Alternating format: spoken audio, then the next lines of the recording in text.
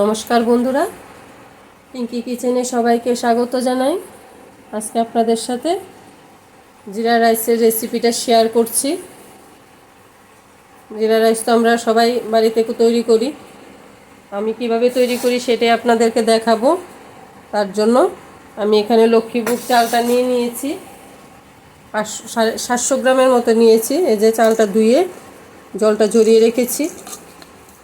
এই দেখুন আমি কিভাবে নিমন্ত্রণ বাড়িতে কিভাবে জিরা রাইস খাওয়ার সেটাই দেখাবো।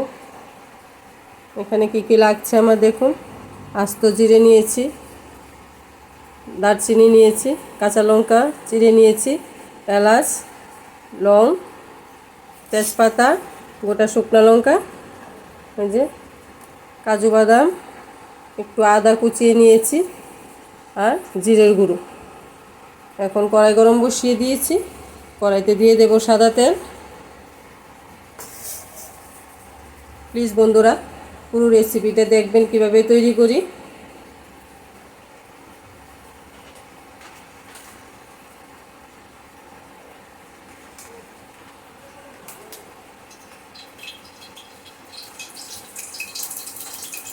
আমি যেই বাটির মাপে চালটা নিয়েছি সেই বাটির মাপে 1 বাটি চাল, সেই বাটিতেই 2 বাটি জল, এরকম করে আমি জলটা গরম বসিয়ে দিয়েছি।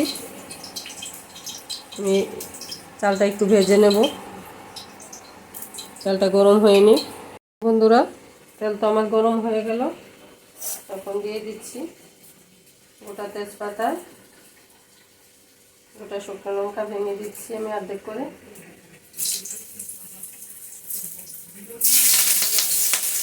তারপর দিয়ে দিচ্ছি 2 টুকরো দারচিনি,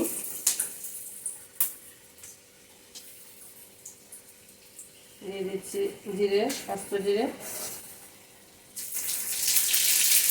জিরেটা একটু বেশি লাগবে যেহেতু জিরা রাইস। দিয়ে দেবো এলাচ, গ্যাসের হিটটাকে মিডিয়াম করে নিয়েছি। দিয়ে দিচ্ছি লং, দিয়ে দিচ্ছি গোলমরিচ, এখন দিয়ে দিচ্ছি কাজুগুলি,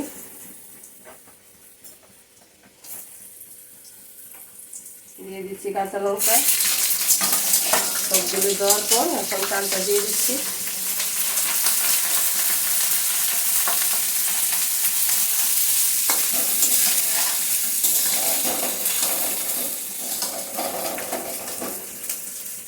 গ্যাসের হিটটাকে একদম কমিয়ে নিতে হবে।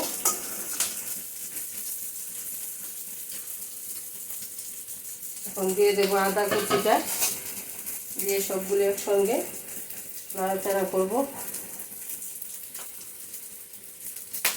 আমি অল্প করে 2-3টে গোলমরিচ দিয়েছি, কারণ আমি পরে একটু গোলমরিচ গুঁড়ো করে নিয়েছিলাম, এটা দেব।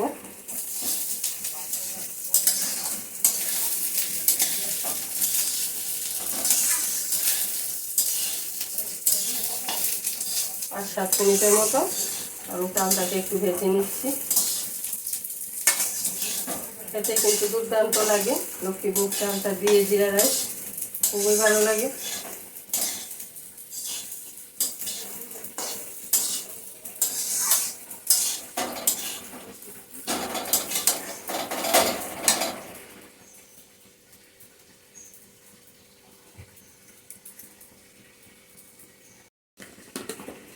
আমি এখন একটু গোলমরিচের গুঁড়ো দিয়ে দিচ্ছি, একদম সামান্য, ভালো একটা ঝাল লাগে বেশি গোলমরিচের গুঁড়োটা। দিয়ে দেবো একটু চিনি আর নুন।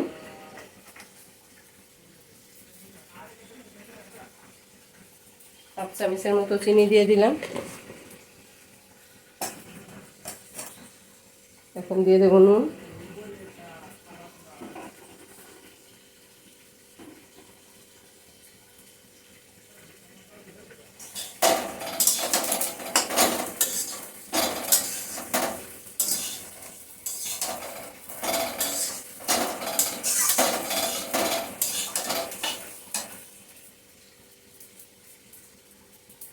যখন এই পর্যায়ে একটু ভাজা হয়ে গেছে, এখন আমি বাকিটা ভাজবো জিরের গুঁড়োটা দেওয়ার পর। জিরের গুঁড়োটা অবশ্যই দেবেন, খেতে খুব ভালো লাগে। 1 চামচ আর হাফ চামচ দিলাম, 1.5 চামচের মতো দিয়ে দিলাম। কালারটাও চেঞ্জ হয়ে যাবে এখন জিরে গুঁড়োটা দেওয়ার পর। ভাজতে ভাজতে খুব সুন্দর একটা গন্ধ বেরোবে।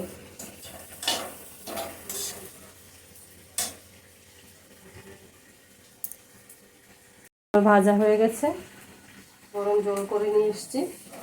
এখন একটু ঘি দেব, দিয়ে আমি জল দিয়ে ঢাকনাটা দিয়ে এটা একদম কমিয়ে রাখবো কিছুক্ষণের জন্য, তারপর মিডিয়ামে করে দেব। ঘি দিয়ে দিচ্ছি।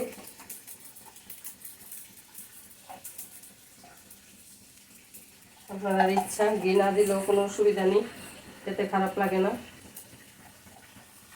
ঘি দিলে গন্ধটা বাচ্চারা খুব পছন্দ করে।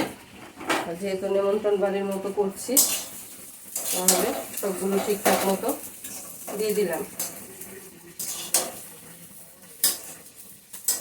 আমি যেভাবে তৈরি করেছি বন্ধুরা, এইভাবে একদিন তৈরি করে খেয়ে দেখবেন কেমন লাগে।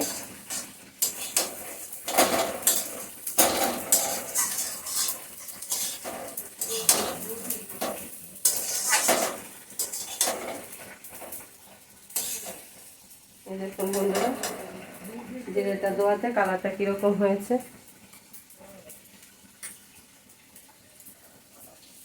জলটা দিয়ে দিচ্ছি, জলটা আমার একদম মাপা আছে।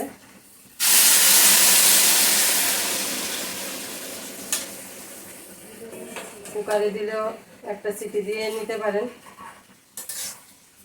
আমি কুকারে দিয়ে নিই।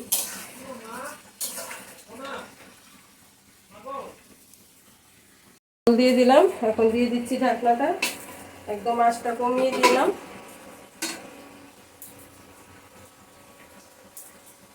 অফ ক্যামেরায় 2-4 বার নাড়াচাড়া দিয়ে দিয়েছি যাতে নিচে লেগে না যায়, গলা পাকে না যায়। এখন আমার জিরা রাইস মোটামুটি কমপ্লিট। ইচ্ছে করলে খালিও খাওয়া যায়, সবজির দরকার পড়ে না। অথবা ডিম কষা খুব ভালো লাগে, চিকেন কষা, ছোলার ডাল খুবই ভালো লাগে খেতে। বাচ্চাদেরকে টিফিনও দিয়ে দেওয়া যায় এরকম জিরা রাইস। এখন আমি 1 পিস লেবু নিয়েছি, লেবুর রস দিয়ে দেব।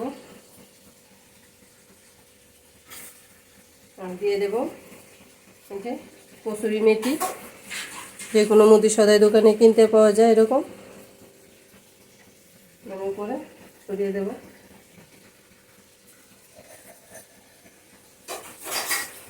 আমাদের কাছে কিন্তু এই জিরা রাইসটা বেশ লাগে, আশা করি বন্ধুরা আপনাদেরও ভালো লাগবে। এভাবে ট্রাই করে দেখবেন। রেসিপিটা যদি ভালো লেগে থাকে প্লিজ আমার চ্যানেলটাকে একটা সাবস্ক্রাইব করে আমার পাশে থাকবেন, লাইক শেয়ার কমেন্ট করবেন। আমি সার্ভ করে দেখাচ্ছি কীরকম দেখতে হয়েছে। যে বন্ধুরা সার্ভ করে দেখিয়ে দিলাম। আমার ছেলে তো টেস্ট করে নিয়েছে, সঙ্গে সঙ্গেই খেতে চাইলো। আমার দুর্দান্ত হয়েছে খেতে। একদিন হলো বন্ধুরা ট্রাই করবেন, খুব ভালো লাগে খেতে, খুবই ভালো লাগে।